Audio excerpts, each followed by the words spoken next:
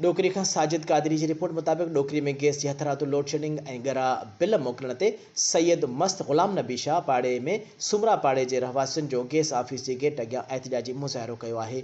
उन मौक़े ते शाहिद सुमरो, मोहम्मद उर्स सुमरो, उस्मान कल्होड़ो, शादी खान ख़ासकिल ऐं ॿियनि जी अॻुवाणी में गैस जी हथरादू लोड शेडिंग ॻरा बिल मोकिलण ख़िलाफ़ एहतिजाजी मुज़ाहिरो कयो वियो। हुननि इल्ज़ाम लॻाईंदे चयो त मस्त ग़ुलाम नबी शाह दरगाह भरिसां गैस पाइपलाइन में वाल बंदि करण वारे अमल ते गैस ऑफिस अॻियां रोड ब्लॉक करे धरणो हंयो वियो आहे। हुननि चयो त डोकरी तालुक़े जे गैस इंतिज़ामिया मस्त ग़ुलाम नबी शाह जे दरगाह भरिसां सुमरा पाड़े जे गुज़िरियल 8 महीननि खां पाइपनि में हथरादू वाल हणी गैस बंदि कई वई आहे, जंहिं सबबु केतिरनि ई मुश्किलातुनि खे मुंहुं ॾेई रहिया आहियूं।